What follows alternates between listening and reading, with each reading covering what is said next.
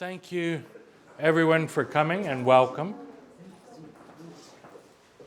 We're very fortunate today to be able to host Catherine Jones, who completed her PhD in 2013 at the University of Reading, then spent 5 years at the University of Warwick before moving to University of St. Andrews in 2018, where she is now a lecturer in international relations. Her book, China's Challenge to Liberal Norms, I believe, was also published in 2018 by Palgrave Macmillan.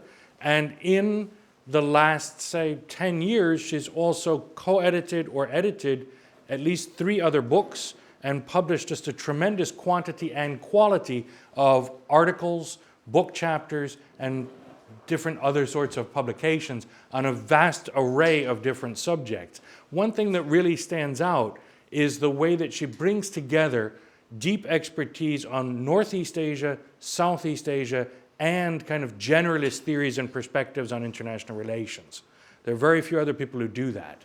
And so today, we're going to hear a talk from her on anxious allies, credibility and commitments in East Asia. So please welcome Catherine Jones. Right, thank you very much, Bill, for that tremendously kind introduction. And a couple more thank yous before we get rolling. To Alyssa, who has been amazing in bringing everything together and making everything happen for today. Maybe surprisingly, I also want to thank my PhD students, none of whom are here, because without them, I wouldn't have certain conversations. They wouldn't be bringing me interesting things to read, and we wouldn't be exploring interesting ideas that are new to me in terms of developing their PhD program. So a huge thank you to them. Garen and John, I'm delighted that you're both here to listen to this. I'm a little bit intimidated because every time I meet John, he comes up with something incredible that I've never thought of. So no pressure, John. So this paper I'm going to present today basically starts from this question. To what extent does the context of an alliance change the process of alliance management? And initially, this sort of seems to have a very straightforward set of understandings that underpin it. So we might want to think about structures of alliances, whether they exist within a bipolar, multipolar, unipolar world order.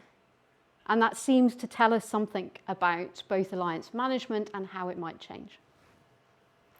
But what I want to tease out in this presentation is that there are other contexts that also underpin and therefore modify, or at least should modify, how alliances are managed by both partners, but also reflect the expertise that is required of the wider context in which the alliances are based. So on the assumption that at some point I will be careering towards the end of my talk, I'm going to foreground my conclusions before we get going, so you know where we're heading with this. So the main body of this presentation is going to suggest that alliance management decisions and practices are affected by a context of anxiety, either within either partner or within both partners. And I'm choosing anxiety as opposed to fear very particularly, as an emotion that sort of seems to be continuously in the background of a whole host of other decisions and exists at multiple levels in the decision-making process. So functionally between different counterparts in different bureaucracies, but also at the broader political level. It is also then present among different populations that then may feed into especially democratic processes within different states at different moments. And then later on in the presentation, I make a big distinction between that as an emotion that prompts certain management processes and fear. Now, clearly these two are both related, but we might then want to separate out a time component as being somewhat different in affecting how the alliances are managed. So secondly, how anxiety connects to management then varies depending on particular aspects of the management toolkit. And what I'm going to try and do is break down later different elements that we might use to manage an alliance. So structures, we might choose to adopt different approaches to building up credibility. And actually all of these things might then be affected in slightly different ways by anxiety existing between or within that alliance relationship. And then the interaction of many players offering alliances, partnerships, coordination and cooperation may increase anxiety and therefore reduce stability. One of the interesting things, which if you've read the UK's integrated review that was published in 2021, which we're going to focus on a little bit later, is the UK doesn't want to be an ally of places in the region, but it clearly wants to be more committed and more engaged. But exactly what the UK is committing to and how big a resource that then creates, what kinds of generated expectations that produces, what I want to argue in this paper, rather than actually being a huge benefit to the stability of the region, the lack of clarity maybe undermines some other processes that other alliance bilateral relationships have been striving to overcome for a very long time. Credibility is not synonymous with capability. You will often see that, oh, if you're credible, it must mean that you have provided vast amounts of resource. Clearly, these two things are related, but they're not entirely the same thing. And so I think you can have credibility that's undermined, even though you might have the capabilities in situ, but the issue is then about when and where you would use them and to achieve what. Credibility is then requires deep level understanding of the regional counterpart and the context in which they operate. So you need to understand what dynamics are going to reassure or deter within this particular region. And they may not be the same in different places and different partnerships and different spaces around the world, which perhaps frustratingly for the UK means we need to generate more regional expertise. We need to generate more knowledge and deep expertise on and within this region. And some of the people in this room are clearly a part of that picture. But there still needs to be more. There still needs to be that deeper and broader understanding of the region to be really effective as a partner or as a cooperator or as a coordinated member within this region. And finally, functional cooperation. So when you've got bureaucracies to bureaucracies, or a military to a military, or a navy to a navy, that functional cooperation, because it is based on partnerships, structures, built-in relationships, that may have more resilience against some of the effects of anxiety. But that may also be politically acceptable or feasible for it not to be in some way affected because of political decisions that then those functionaries and bureaucracies need to implement that may go against the grain of what they think would be beneficial, especially through the knowledge that they have of their partner. So that's just the conclusions that hopefully we're going to get to. There are a few caveats and parameters that are things that I'm not really going to talk about in this presentation. So I've mentioned the importance of time as a distinguishing factor, I think, between fear and anxiety. But I think there's a whole heap of other stuff related to alliances, anxiety, fear, emotions, that ties in very closely with this understanding of time that I don't think I could really do justice to just within one paper. So I wanted to acknowledge that I think it is a big factor, but that I'm not going to talk about it necessarily today. I think there's loads more work to be done there. So similarly, deterrence and assurance, I am going to mention them in my alliance toolkit, but in relation to certain time factors, I'm not necessarily going to dive in deeply with how deterrence and assurance might then be affected by time, particularly. And I'm going to at some points indicate that this might affect different levels of analysis, but it may not come through as a prominent feature. So I'm not going to dive in deeply as to how well the UK's Royal Navy engages with the Japanese Navy, because in and of itself it could be its own paper that you could feed in all of these frameworks to. In a previous version of this paper, one of the suggestions that I got was, maybe you want to set up a typology of different types of anxiety and set that alongside different types of alliances. And then I started to do that, and the spreadsheet and everything else just got bigger and bigger and bigger. And so I think it's more important to sort of at least focus down on what's the difference between the anxiety provoked by an alliance, a partnership, a cooperative relationship, and a coordinated relationship. And then once that base is more firmly set in, then develop from there. This is what we might consider to be different typologies of anxiety itself that we might want to explore further. And then there's a very interesting discussion point around the relationship to trust. Because surely if you trust somebody, you're going to be less anxious, and if you don't trust them, you're going to be more anxious.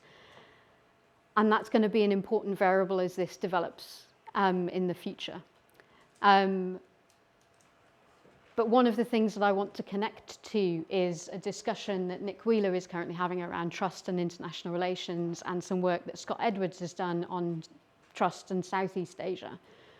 But there's a sort of nugget, a kernel of information that I'm missing, and I need to work on how confidence building factors might be different to but related to trust, and confidence building factors then may be mitigations for processes of anxiety. So I think there's this kind of V shape between trust on one end, anxiety at the other, and confidence building processes in the middle. But there's some piece of theory that I'm missing to plug in that gap. So if any of you have the piece of theory that I'm hunting for, and if anyone can provide me a really compelling definition of the difference between confidence building and trust, that would be immensely helpful. Because I haven't got it. So there's a few pieces of work that I draw on throughout this particular presentation. So the most recent came out last Tuesday. Incredible UK assurance and deterrence in the UK's East Asia policies. I've never been more nervous about publishing a piece in all of my life, because it's probably the boldest argument I think I've ever made. But it is open access on the RUSI journal. And then a couple of pieces that came out in the collection that Garen and I edited together about East Asian powers and cooperation and coordination, along with something that Alistair Cook developed with Sangeetha on the 4 Cs of HADR that I think connects quite nicely with some of these processes. So that sort of set up a load of factors to limit what I'm going to talk about today. For those of you less familiar with East Asia and what the alliance network of the United States looks like, I grabbed this picture from earlier today. So we've got Japan's alliance, the Korea 1953 Mutual Defence Treaty, the Australia alliance, which is sort of built out of the ANZUS Pact at the end of the Second World War, the Philippines Mutual Defence Treaty signed in 1951, and the 2011 signing of the Manila Declaration, Thailand's relationship with the US, and some more details about that in there. But what's quite striking is this looks very much developed as an alliance network. I don't think you could stop and say, well, the US doesn't know its ally partners, because most of them have been in existence for between 50 and 70 years. And I don't think you could say that the ally partner doesn't really know the United States, because this has been a two-way relationship for a very long period of time.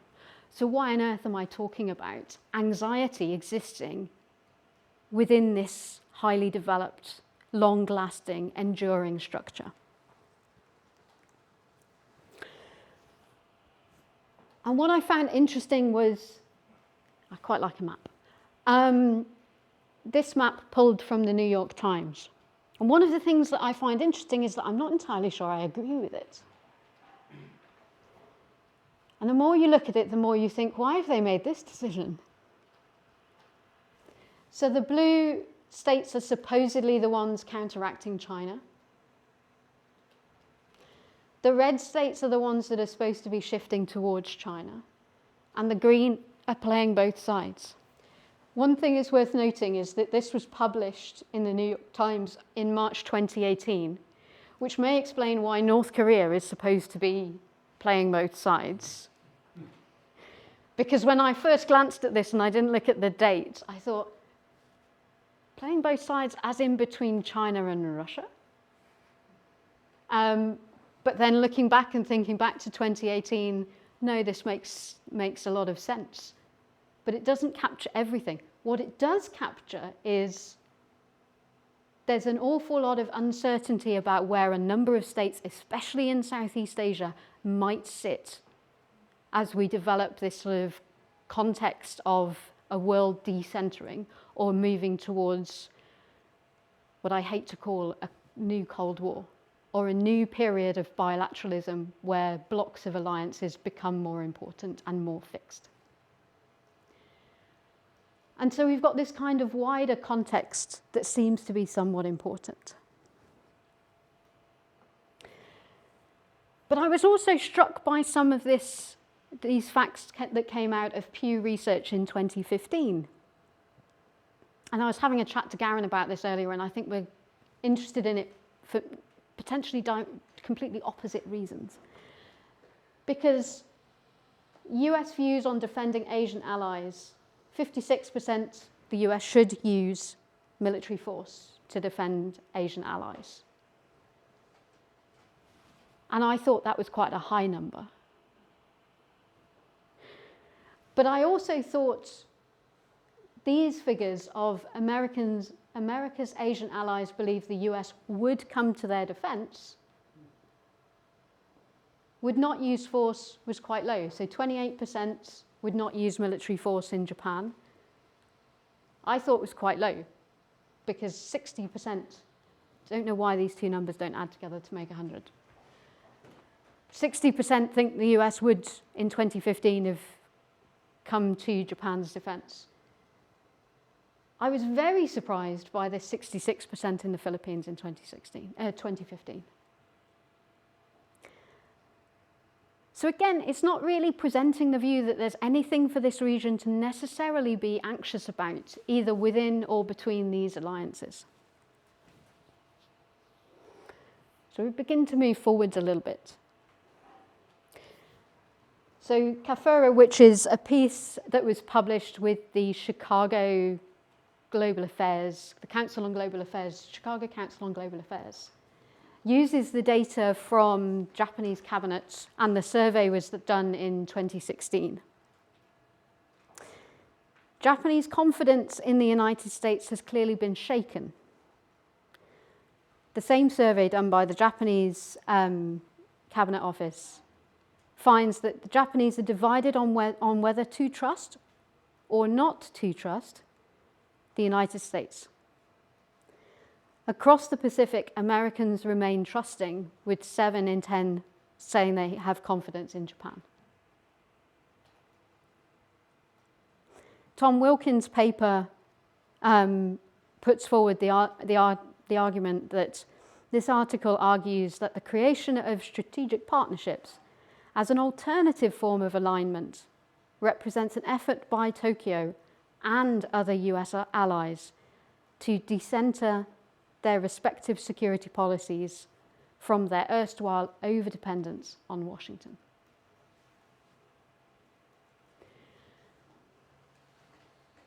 These two sort of emerging arguments back in 2017 seem to give the impression that we're somehow moving away from everything's fine within the US-Japan alliance. But then you ask more questions, right? So this is based on a survey. Is this just capturing something that's in the public mood in Japan, as opposed to something existing within the bureaucratic, technical levels that actually are maintaining the nuts and bolts of this relationship. So do we have anxiety in the wider public that is in no way affecting the operation of the alliance? With Tom Wilkins' argument about decentering, is a different way to capture this just broadening? That this is about sort of shoring up the US alliance in a wider context of other relationships that are not with non-US allies. So they're with people like with the Australians, they're with partners in Europe, especially the UK. So it's not like they're moving away and forming something different. They're just adding to what already exists. So maybe there's nothing here except augmenting what already exists as opposed to challenging it. A slightly different piece of work from John Blacksmond and his co-author Raymond in the Australian National University was a report that came out in 2017 called Tip in the Balance. And the work they did was focus on Thailand. And they went and did a load of interviews and surveys with Thai military officers over a period of time.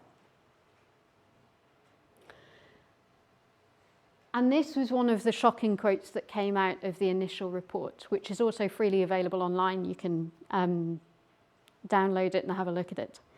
Our respondents saw the military threat from the United States as greater than any other great power, including China. When I first typed this out, I thought, I've typed this wrong. And I went back to check. But no, this is the quote. And they also had this picture within the report, and the meme is the Thai mythical figure saying to the Statue of Liberty, "Stop interfering." When you look back at the map I showed you of those states, some of our greenies are now appearing to have a little bit more justification as to why they might be being seen as playing both sides.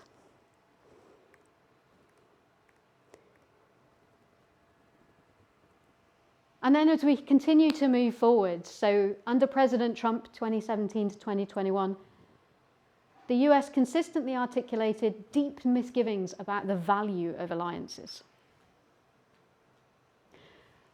It's okay, President Trump is no longer the president. We've had a recommitment to alliances from Joe Biden. We will repair our alliances and engage with the world once again. So it's fine. What I'm trying to develop in this paper and in the sort of broader piece of work that it sits within is to say, this is actually not a one-off incident from the United States in relation to the region, and even in relation to Japan as a specific partner. But if you go to people like T.J. Pempel's work, you seem to get this very present oscillation of the US making commitments to the region and then being distracted and drawn into issues in other places. And what I'm trying to infer from that in this paper and develop a bit deeper is that that triggers anxieties even though we seem to have immense consistency at a bureaucratic level and interoperability, cooperation through all of these levels of technical agreements. What this kind of thing is doing to this relationship is causing these anxieties that I think then have spillovers into other behaviours. And it's not just the US. Some elements from the UK's Global Britain paper that was published in 2021. The update is coming soon, I hear. So I'm going to be interested to see if any of these things have changed or been slightly rephrased in the newer version. But some of the things that I think are problematic. By 2030, we will be deeply engaged in the Indo-Pacific as the European partner with the broadest, most integrated presence in support of mutually beneficial trade, shared security, and values. And this emphasis on partner is my own emphasis. Okay, that sounds great. What are you actually going to do? What does this look like in terms of commitments? What we've seen in the year or so since the publication of this report is we've seen the UK becoming an ASEAN dialogue partner. We've seen a little bit more commitment in terms of developing trading relationships and bilateral free trade agreements in the region. So we've sort of seen elements of what mutually beneficial trade might look like. But shared security and values, we've seen the transit of the Queen Elizabeth carrier strike group. We've seen it do various visits around ports. We also saw that it didn't quite go to the Indo-Pacific with exactly the tools that it was supposed to. And that was not only noted in the UK, but also noted in China. So even when it's planned in advance with a big fanfare of this is what we're going to do, it's not quite what seemed to be on the cards in the first stage. Now, there is one story around that suggests actually that was still a bold demonstration of an immense commitment by the UK. No other state would have sent the carrier strike group at that earlier stage in its commissioning all the way out to the Indo-Pacific. They would have done shorter tours of duty in the nearer spaces first. So there is a narrative that says it was still bold, it was still very, very important, even if we had a slightly different configuration than was expected. But it becomes interesting to explore. The values point becomes really interesting because you ask questions about what are these UK values that we're supposed to be sharing with key partners who are noted in the integrated review. What are the values that are underpinning these things? And one of the things that I'm going to point out later is maybe values becomes another reason for anxiety in these relations with the Indo-Pacific. Later on in the same document, our ability to cooperate more effectively with others, particularly like-minded partners, will become increasingly important to our prosperity and security in the decade ahead. Okay, so then what's the difference between cooperation and being a partner? Do you just cooperate with partners? Are these being used as synonymous terms to describe the same relationship? Or are we cooperating with partners so the partnership is based on values, but the cooperation is based on functional engagement? Is that a distinction that's got some utility in being developed further? And then adapting to the regional balance of power and respect the interests of others, and seek to work with existing structures such as the Association of Southeast Asian Nations and the Comprehensive Progressive Agreement for Trans-Pacific Partnership, CPTPP. One of the most interesting things for me about how the UK has engaged with the Indo-Pacific is how selective it has been in engaging with the existing structures. Because especially when we think about shared security values, my assumption would be that we're going to beef up something like the Five Powers Defence Agreement. And we haven't seen it, or at least we haven't seen it yet. And I would have thought that was one of the obvious things to reinvigorate in the region, that clearly connects to what already exists, a relationship that's already supposed to be based on shared security and values, partners who we have worked with for decades. So it's interesting to me then which things are going on and which things the UK and others are connecting to in the region. But I think it's also valuable to then pause and consider, how do we understand these different terms? So I think there's a utility in separating out cooperation, coordination, and partnership.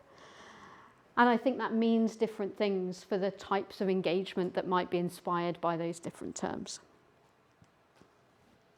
And I think partnership sets up the biggest expectations, that there are some kind of alignment of ideas and strategic goals. There are developments of policies to bring those ideas directly into being, that it can be between states, but also regional organisations. We might deliberately want to be a partner with ASEAN in a more meaningful and deeper way. And a consistency of expectations between and among those partners. So based on this, do we have a better understanding of what the UK might be doing? And the fact that maybe what it's actually doing is something that looks a bit more like coordination. Functional engagement at an ad hoc level that's developed on an issue-by-issue basis. And it's usually just being implemented as opposed to being this sort of big strategic plan that's sort of broad and overarching everything else.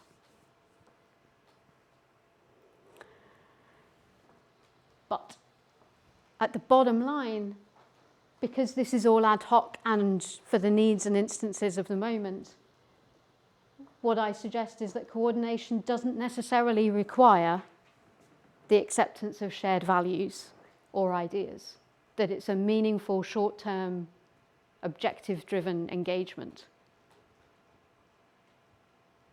Which leads us to this idea that maybe what the UK is doing is partnership and cooperation, where we've clearly got some shared ideas, engagement is at a policy level, and we've got some common ideas and approaches to achieve some of these objectives. My issue is, for me, all of these things can usefully be understood as having separate contents and assumptions about the relationship that would emerge from them. But maybe, as is the case with many policy documents and strategies, is that they all seem to be jumbled up. We're just going to talk about partnerships and cooperation, and we're just going to assume that this is all understood by everybody as meaning the same thing. But I don't think it is. And I think it's also very distinct from what I understand an alliance to be. So classic Scott Snyder, it's 2007, that's the reprint. The original version was 1997, I think. Alliances are obviously cooperative endeavours in that members concert resources in the pursuit of some common goal. The goal, however, is the prosecution of conflict with an outside party. Fairly straightforward definition from Glenn Snyder.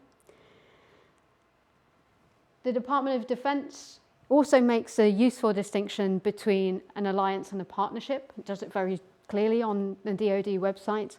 Alliances are the formal agreements between two or more nations in national defence. Their promise is that each nation will support the other, particularly during war. It's very straightforward. For the Department of Defence, a partnership is more of the sort of ad hoc, not necessarily produced in a formal agreement.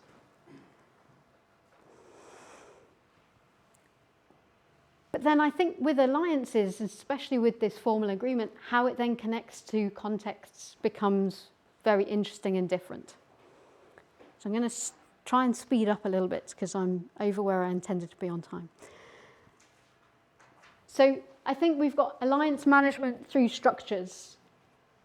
And interestingly, this means that we are moving into a space where I think we've got multiple different options in terms of if we're producing a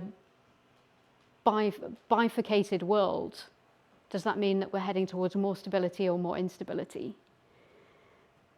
And I think that Glenn Snyder and Victor Cha might have two different views on whether that's producing more stability or instability. So on the one hand, alliances that are present in the context of multilateral institutions, these institutions reduce the security dilemma in a region.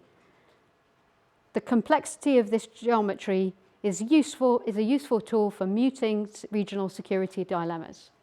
So that sort of multilateral cooperative framework that we sort of seem to have at least some elements of, especially in Southeast Asia, is maybe a tool for muting security dilemmas.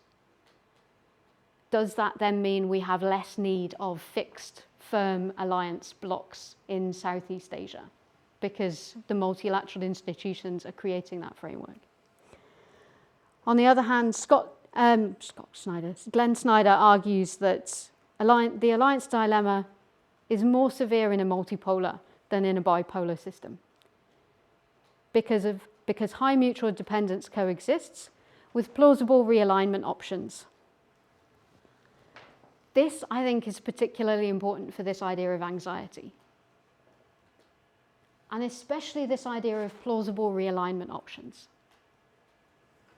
because we seem to have the ability for a number of key states in Northeast and Southeast Asia to, as the phrase from the report from the AMU says, tip the balance. Interestingly, unlike the New York Times depiction, I would actually say that I would put South Korea towards the sort of more movable end of some of those discussions, partly because of the close ties economically with China, but also there are a few other factors that I think fit within that. So I think there's an important role for considering structures just of the international system or the international space, whether it's multipolar or bipolar or some other kind of polarity. But we've also got some actions, deterrence, assurance, and moral hazard that feed into some of these alliance management structures. And so we've got some definitions of all of these things. One of them that I think is particularly interesting is the idea of assurance, because it's not clear to me that you can assure by doing the same action in multiple different settings and contexts, and even the same context at a different time, and it will still assure your ally. And what I want to say in this paper and in this discussion is, if your ally is more anxious than it was 20 years ago about being abandoned by you, you may repeat the same action with the same level of commitment at the same level of the agreement, and it may fail to reassure. Importantly, it may also fail to deter, because the adversary that you're trying to deter from doing a particular action isn't going to be convinced either. And so how this fits with some of these contexts then becomes more important. And all of that means that you open up space for moral hazard. And there are a few different definitions of moral hazard that you might want to play around with. But one of them that I find particularly compelling is alliance agreement between two countries can distort the decision makers' incentives such that they are more likely to start wars if threatened than they would be in the absence of an alliance agreement. It's this idea of distorting decision makers' incentives that I find quite useful as a framing, because I see anxiety as distorting a decision maker's incentives, because it distorts how they might perceive threats and the frame of reference that they're using in order to understand how fearful or threatening a particular adversary might be. We also might want to consider alliance management through the frame of narratives, and especially the generation of a particular narrative that either produces a particular country or state or grouping within a state, international space, as being particularly threatening. But then anxiety seems to fall within this because it seems to slightly distort, to use that word, our perceptions of different threats and therefore how we might want to respond to them. But also, time might then factor in. If you think your ally partner is going to support you today and you're not so sure that they will support you in 2 years' time. This is one of the interesting things where I think Taiwan becomes a really interesting partner to discuss, because are the US incentives to support Taiwan the same today as they would be in 2 years' time, 10 years' time, 20 years' time? And does that mean that you end up with different perceptions of what your threat actually is right now? And does that then lead to risks of moral hazard? And then the idea of loyalty. 3 years ago, Ian Henry at the Australian National University published this, what I think is an amazing paper in international security. He's developed it, it's now a book. And he puts forward the question of, do states judge their allies' behaviour towards other allies? And I'll let you read as you feel you want to. But he sort of problematizes this assumption that as an ally partner, I want to see my ally partner respect and abide by the commitments that they've made to other allies. What Ian Henry does in this paper is actually say there may be some instances that I don't really want them to do that. Because in honouring the agreement that I might have to others may undermine the values that I want to see my ally partner pursue. One of the interesting things about the withdrawal from Afghanistan, the UK and US withdrawal from Afghanistan along with their ally partners, was we had all of this discussion about what does this mean for all of these other allies. And of course, according to the logic that I understand through Ian Henry's piece, it means different things for each of the different allies. Because if your alliance was based on the respect and upholding of values such as democracy and human rights and educating women and girls, and that's why you feel supported by the UK, the US, and any other ally around the world, and you've just seen them pull out in less than organised fashion from a country that they were equally committed to, you may also think, is that the risk that I face? Is that the threat that I now perceive? Whereas if you were sat quite happily thinking, my alliance is sort of based on values and ideas, but it's more based on the fact that I offer a useful platform from which my ally can usefully forwardly project force, or I have some other strategic capability, for example, telecommunications networks, or I have some very useful factories, then I may not be quite so worried about the US withdrawal from Afghanistan because the basis of my alliance is different.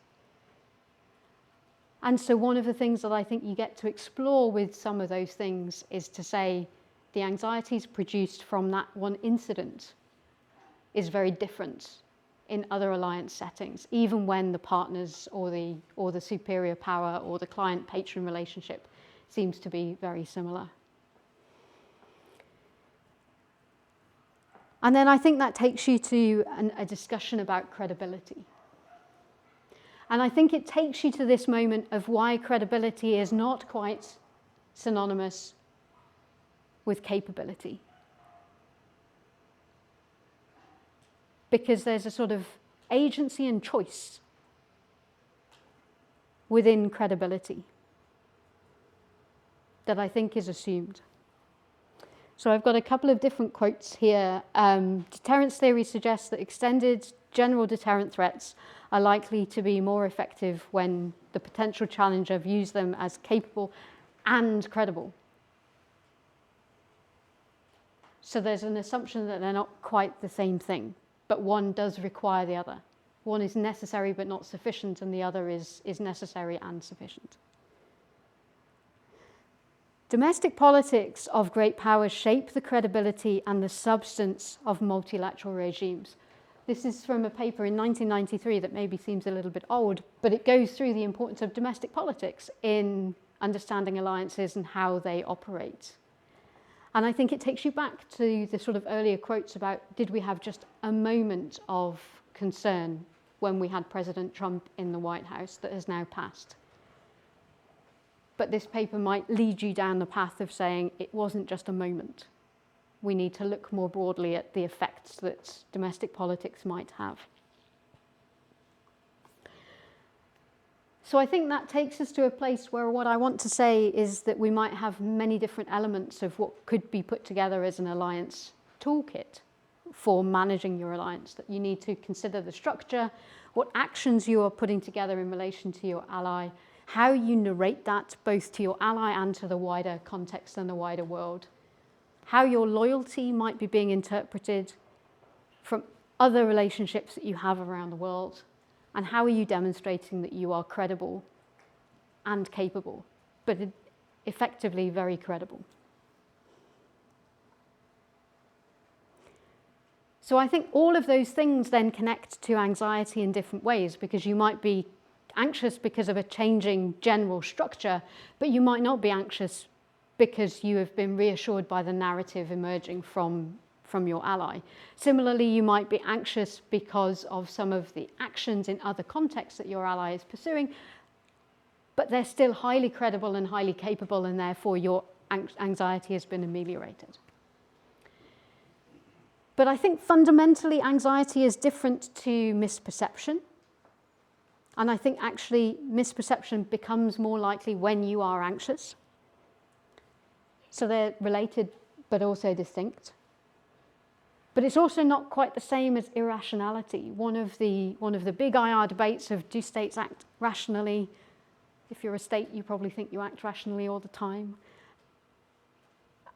I think anxiety just means that you interpret rationality in a slightly different way, rather than it being completely irrational behavior. And I think that's a modification and a nuance that's maybe quite helpful. So then, what is anxiety? I've sort of stretched into a range of work that connects psychology to politics, to political psychology. And there was a special issue that was published in 2022 on anxiety and international relations. So rather than a concrete threat or risk in anxiety, one experiences the possibility of possibility. This sounds like one of Donald Rumsfeld's phrases. Although distinct from fear, existentialist conceptions emphasize that anxiety is often disguised as and converted into fear. According to Tillich, anxiety leads to the individual into establishing objects of fear because only fear can be faced, attacked, and endured. So I've highlighted individual, that's my emphasis as well, because there's an immediate question for me is if this is about anxiety of individuals, the minute we get an organisation, surely that organisational structure weeds out the anxiety. I might be anxious as an individual about the state of higher education in the UK, but I'm within an institutional structure that clearly takes away my anxiety. But within organisations, especially within bureaucracies, you should have confidence that there are mechanisms, that there are approaches, that there are tried and tested processes that you can rely on that are going to ameliorate your anxiety. So can we take this sort of individual level approach to anxiety and expand it out, not just to a small group of people, but to a wider context across multiple levels in enabling us to understand something? And I think you can, because I think similarly to the fact that organisations, institutions can ameliorate anxiety, they can also magnify it. Because people share ideas, they talk to people. They then become concerned about things that they weren't previously concerned about and then try and fix things that they didn't think needed to be fixed. But I think the other interesting thing about this little quote is that anxiety becomes more intangible and more difficult to deal with. When it's fear, it can be faced, attacked, and endured.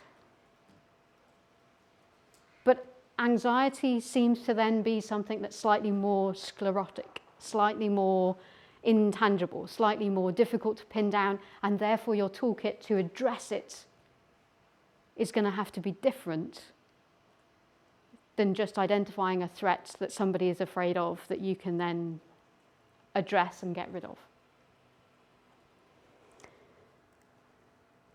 So I think that takes you to an interesting place about alliances and alliance management in relation to anxiety.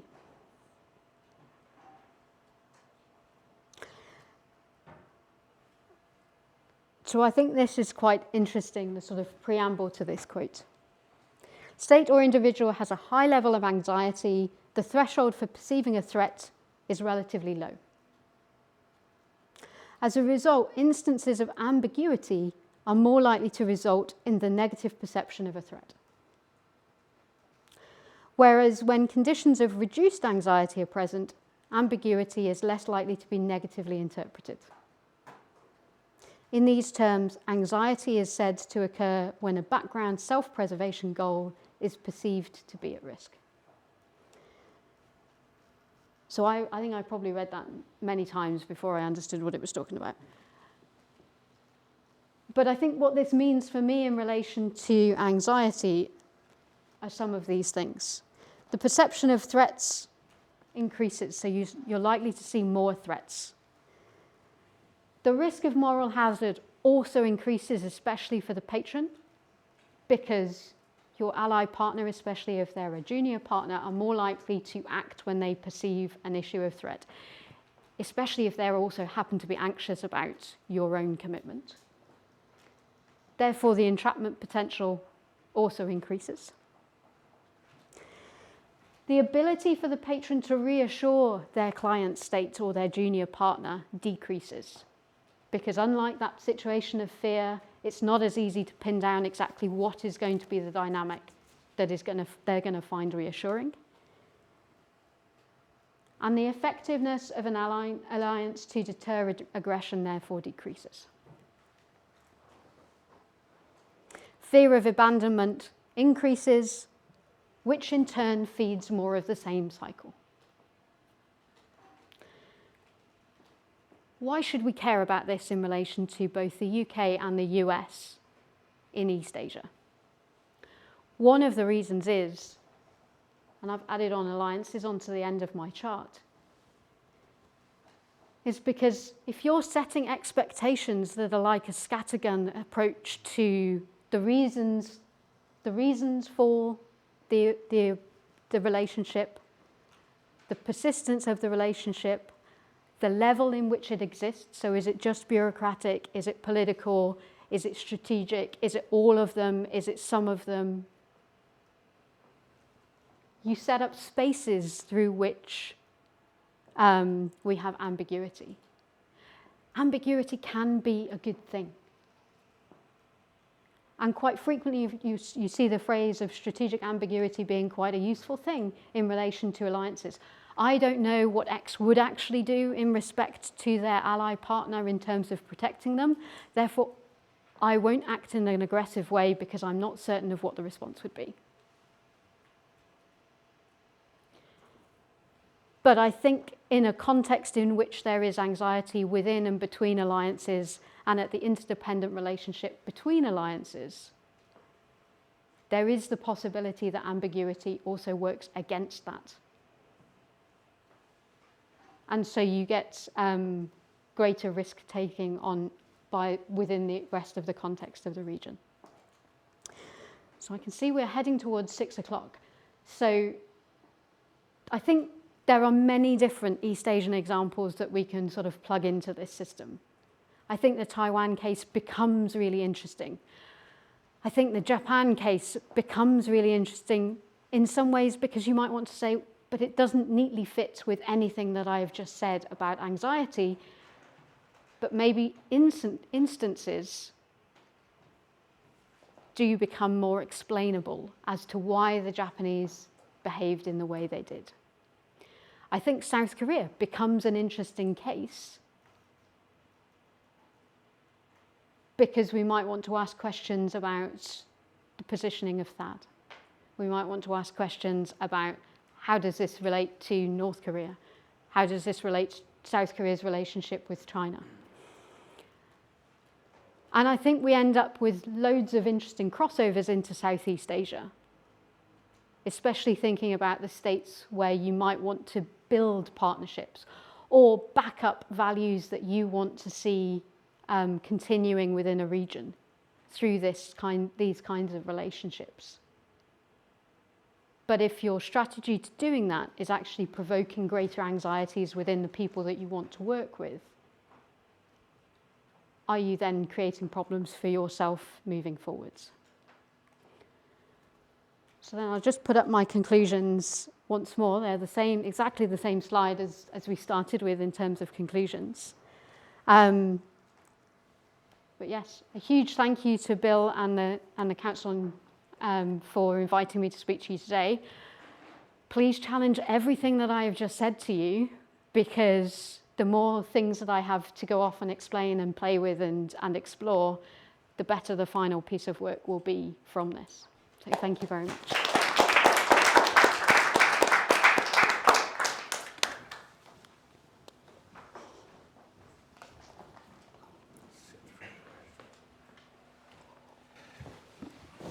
Okay, thank you. Thank you very much. I just have a couple of quick comments before we open everything up to questions.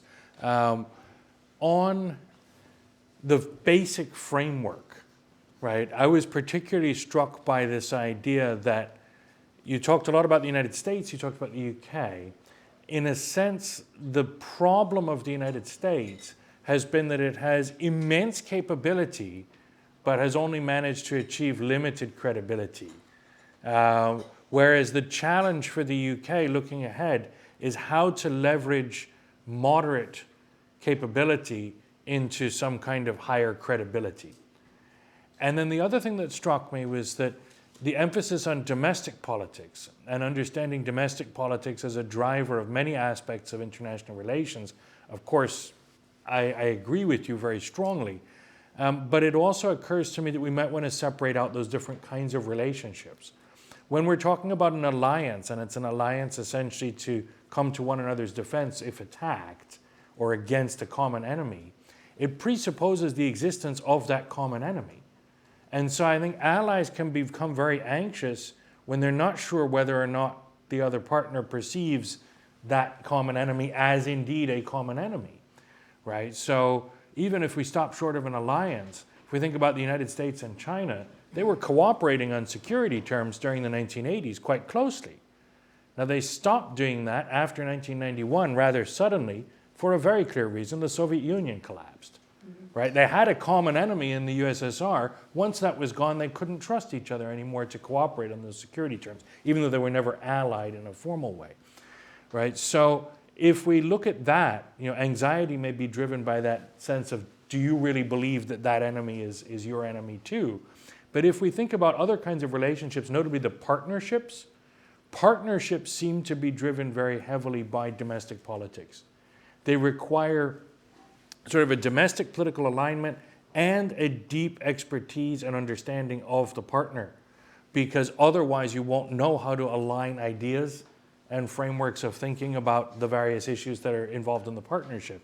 So if you have anxious allies, maybe you also then have sort of depressed partners who become disengaged and unmotivated to talk to each other or talk past each other in a way that they don't understand mutually, because they lack that level of understanding or domestic political alignment, which would then also suggest that partnerships are harder to sustain.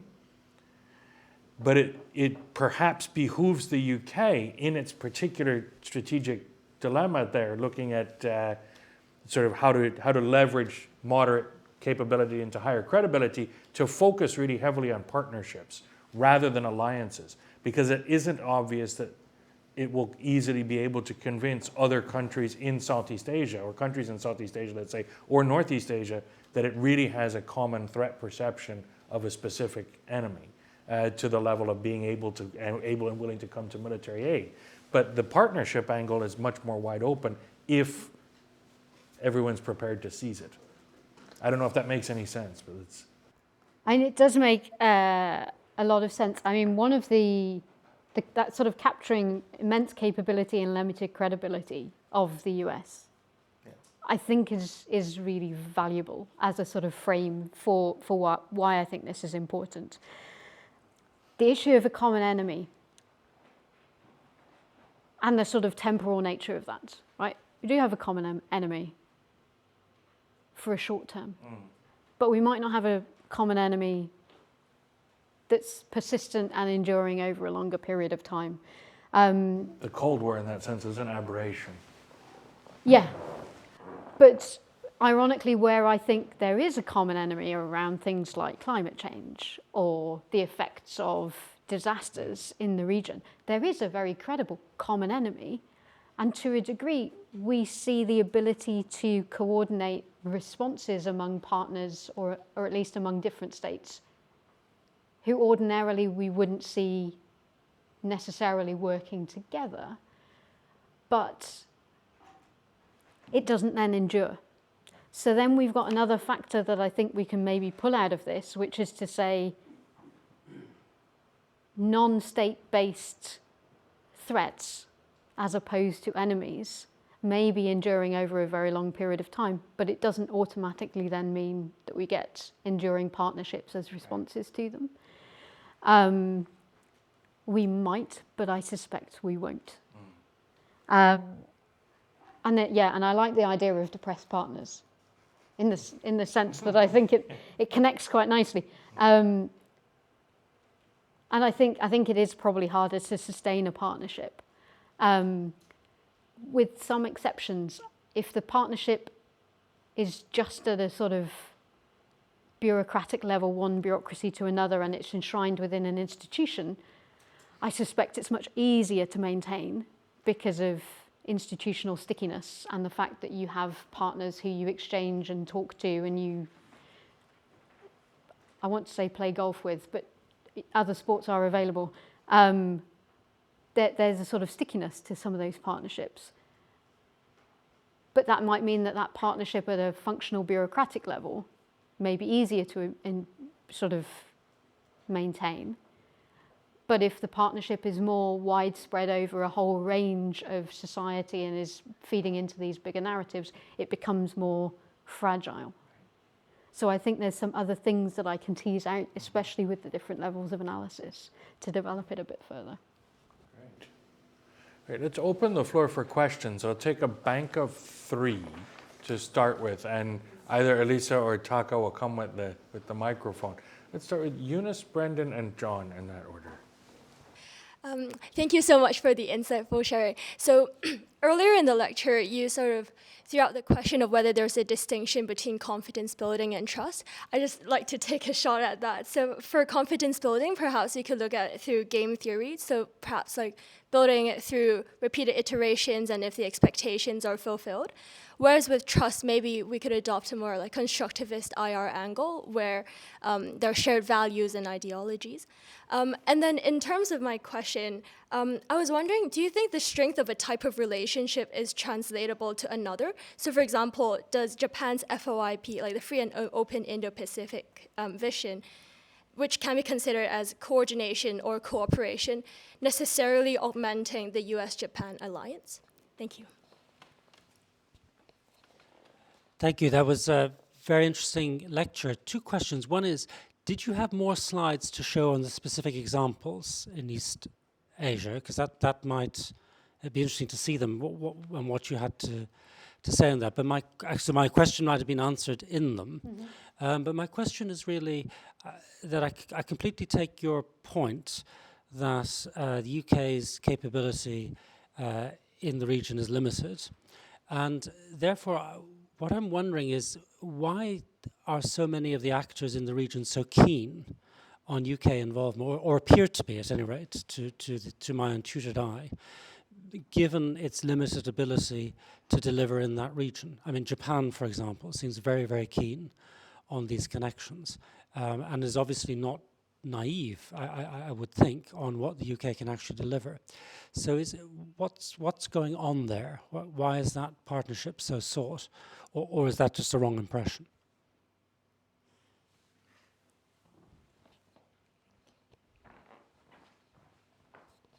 Thanks very much. Catherine, it was great and really interesting. And I think I particularly like the way you talk about anxiety, because it changes the focus in some ways away from the the external threat to the state of mind of the alliance partner.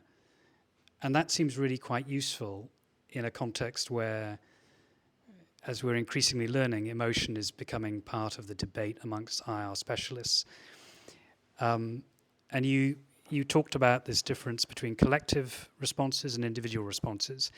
I want to sort of go back to the individual metaphor and throw out an idea to think about when we think about anxiety at the individual level, which is, strangely enough, attachment theory, as it applies to individuals. And I'll start with a quote which maybe will illustrate why I think this might be relevant. About 4 years ago, the Speaker of the South Korean National Assembly, confronted with the question of where should South Korea align, either with the United States or with China, said very, I think, emphatically and revealingly, asking us to choose between China and the United States is like asking us to choose between mum and dad. It's basically an impossible question. And in a way, it throws up something. I'm not a trained psychologist, but one of the things that we often hear with individuals is that children often, and I don't want to overplay this metaphor because it'll sound very, very condescending. I don't for a moment assume that any of the states we're talking about are children. But if we take the metaphor as a starting point for thinking about the problem, children want two things. They want secure attachment to their parents, and they also want a sense of autonomy. And it seems to me that one of the things we see in the debate about alliances increasingly, when we read the national security strategies of different countries, and I was raising this point with Garen not so long ago, is a desire for autonomy. Not full autonomy in the sense of no alliance partnership, but a sense of agency.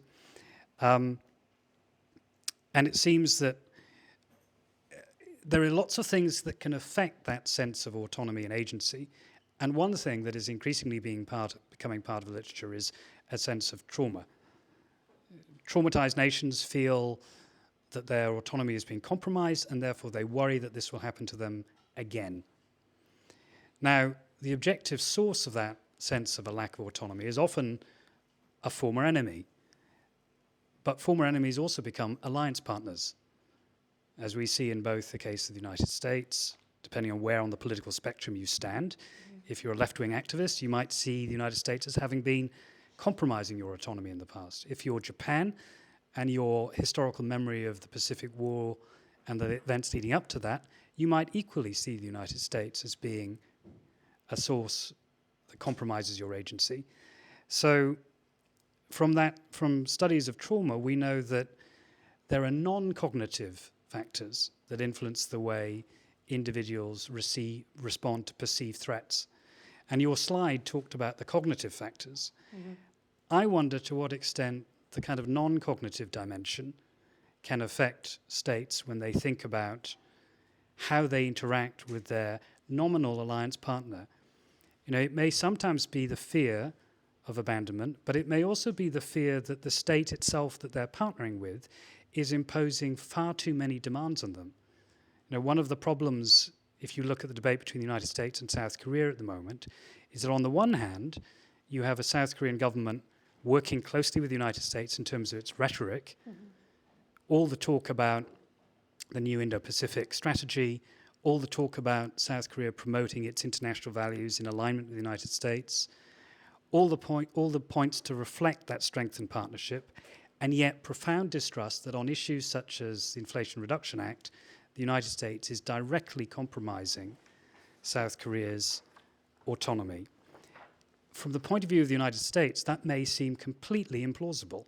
But from the point of view of South Koreans, whether on the left or the right, that sense that their autonomy is being compromised may be felt, even if the reality doesn't confirm that. And people like William Davis, for example, at the University of London, in his book Emotional States, talks about this sort of emotional level.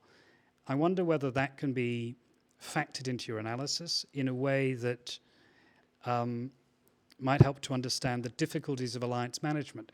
States may need exaggerated reassurance, and you might find that senior partners, you were speculating about the risks of disengagement, might disengage not only because they make a rational calculation that it's not in their interest to stay engaged, but they might also feel that the constant need for reassurance that the junior partner asks of them, based on their own anxiety, is itself an impediment to close cooperation.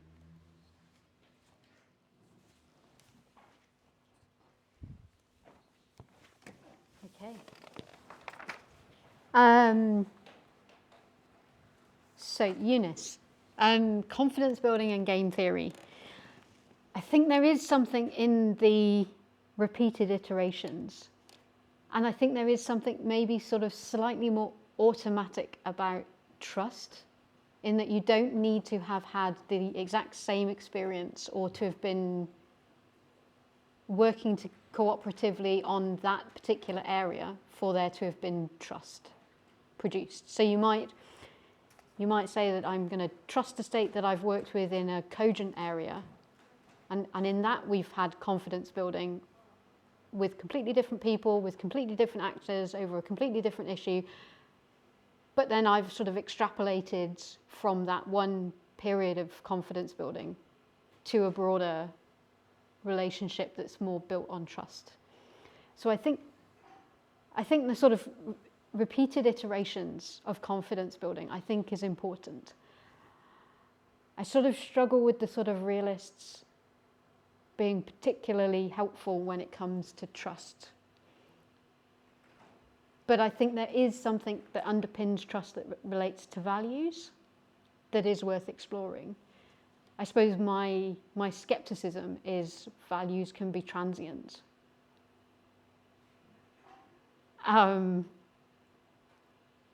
Whereas I would like to think that trust might be more enduring, but I might not be right about that. So I'll go off and explore.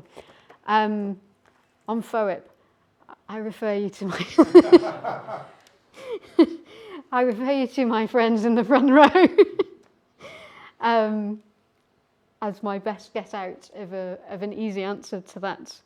On the examples, so when I was writing up the presentation, I thought, I suspect that at this point I'm going to get to about 50 minutes to an hour. And so I left a slide because it means that I could hang on one slide and discuss a number of different examples if I have time. And if I don't, then we can come back to other examples that might be useful, that particular people might want to discuss. So it was my sort of making sure I'm staying within my time and being a well-behaved guest. But I think the point that you raised becomes really interesting in terms of why, if Japan is not naive, and I don't think Japan is naive, why is Japan so keen on engaging with the UK if what I'm saying is the UK lacks capability? And I think that's possibly for a number of different reasons.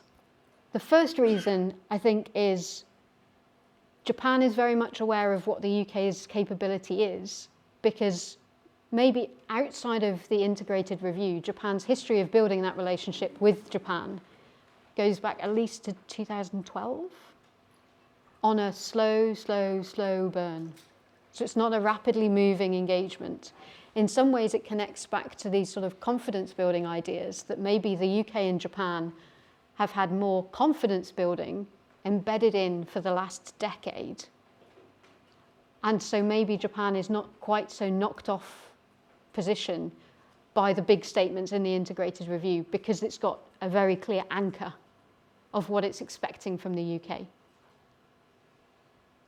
which I think is different from other partners or other prospective partners that the UK might have in the region that don't have that 10 years of extremely slow burn of building that relationship.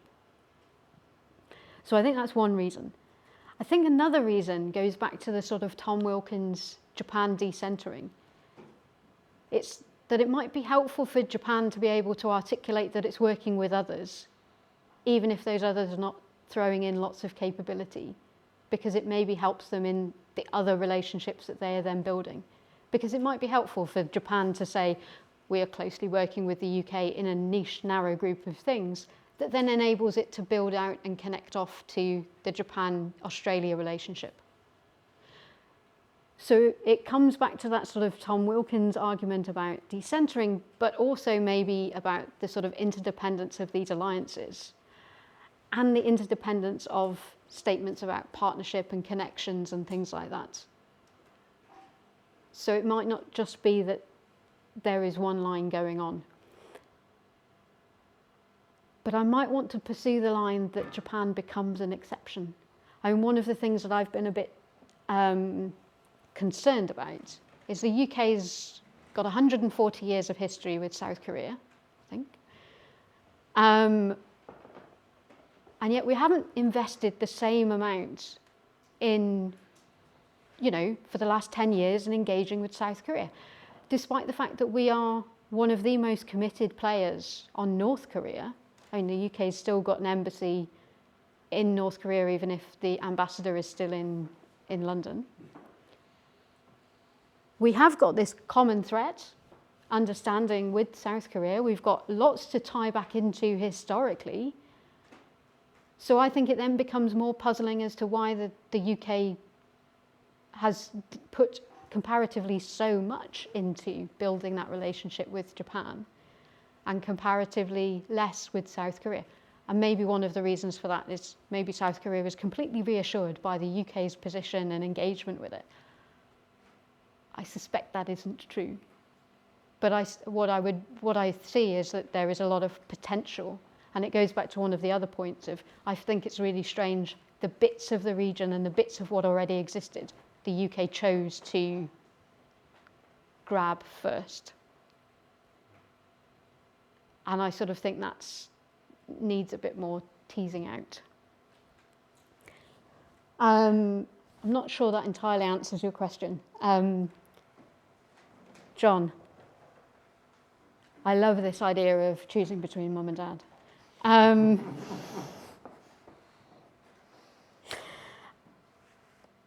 I like the idea of agency. One of the things there are two things that it connects to that I didn't cover because I didn't know how to build them in without making it ever more complex. But maybe agency or autonomy is the way to go. There was what I think was a really good paper by Patrick Porter in 2012 on discretion.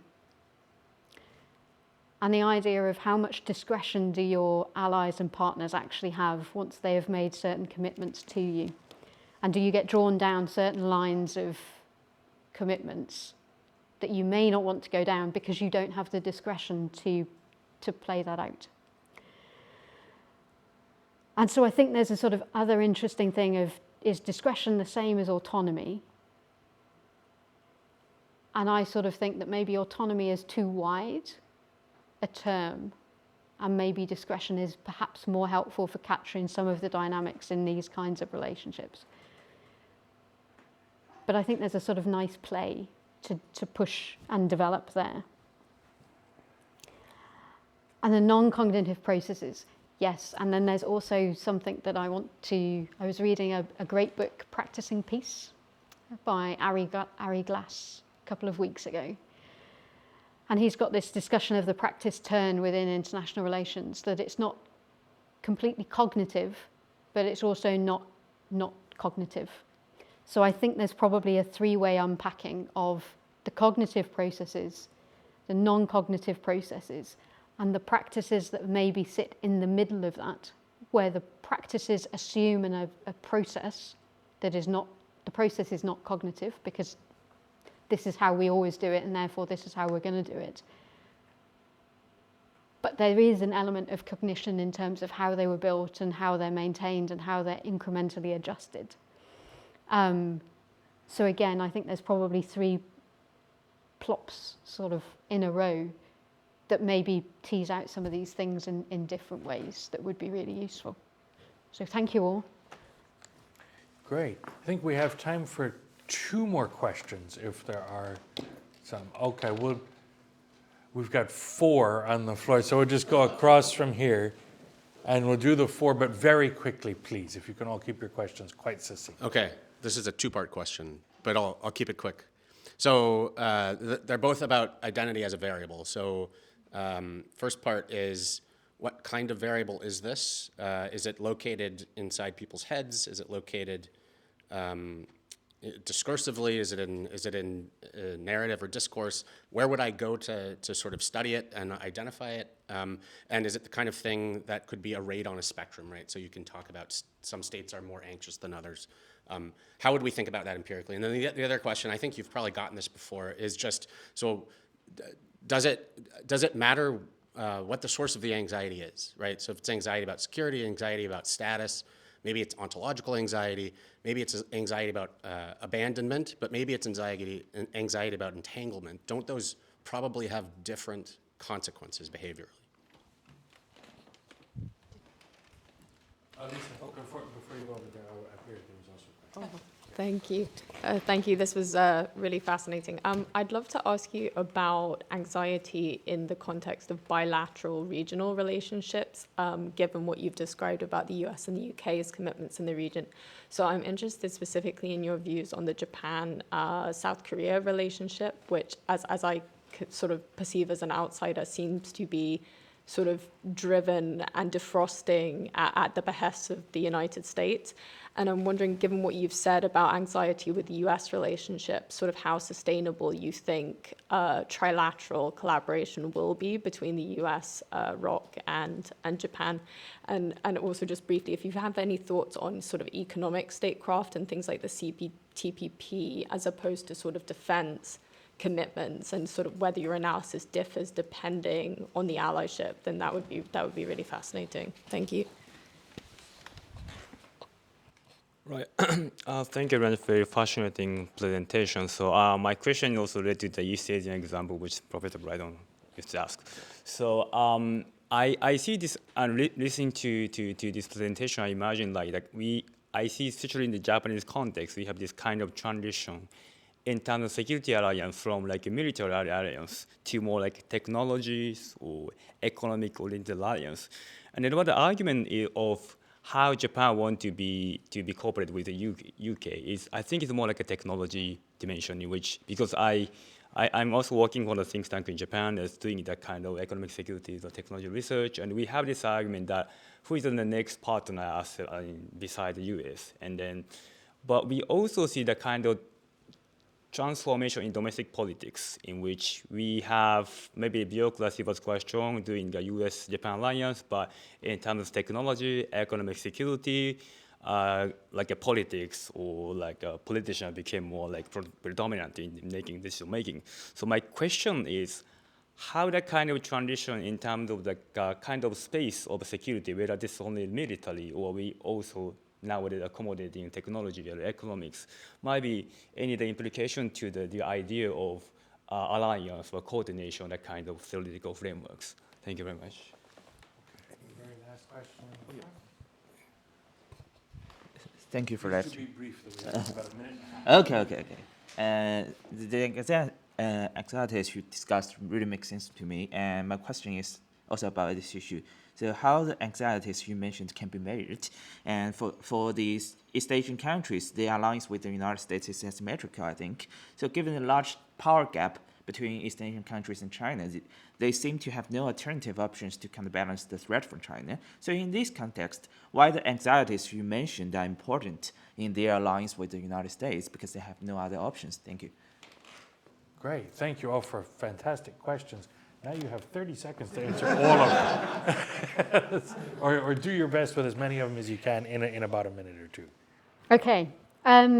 So the very first question about what kind of a variable is this and how could I go about investigating it, I think sort of connects to the first part of your question.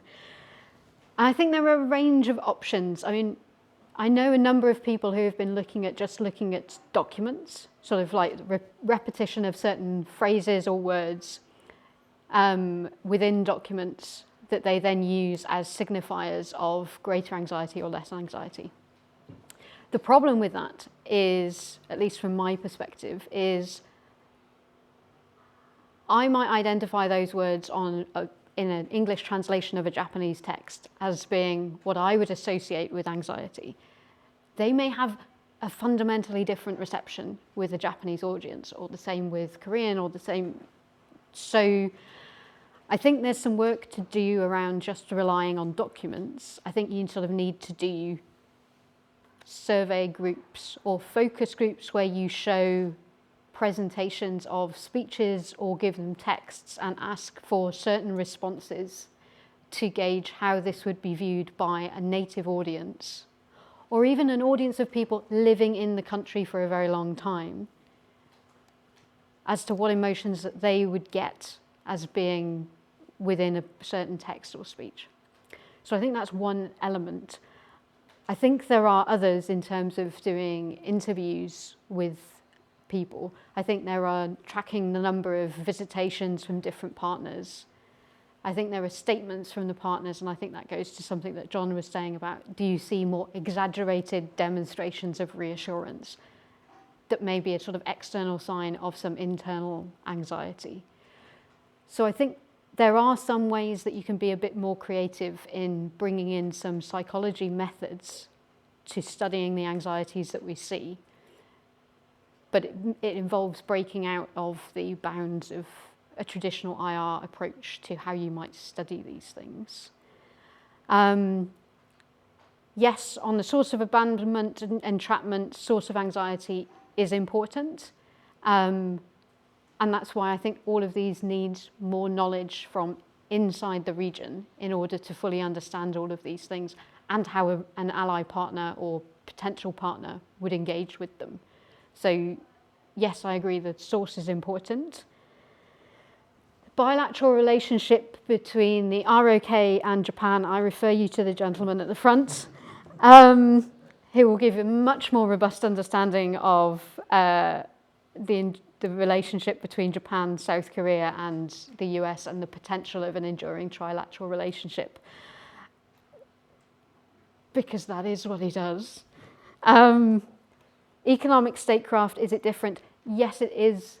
But it takes us back to a sort of Asian paradox of we see economic statecraft as booming in many respects among partners who seem to have more tense political relationships.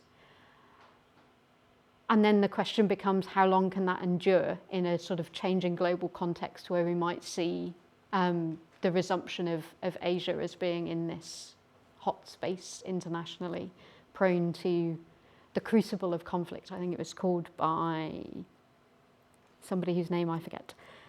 So I think economic statecraft is different. It's then a question of how long can it stay different, I think becomes an interesting question. Interestingly, I think that connects to the technology point, because technology is sort of one component of building economic relationships between big companies, supply chain networks, in ensuring that you've got the components being supplied at the cheapest possible rates. You develop supply chains and free trade agreements and other things to ensure that you can guarantee these transit of goods.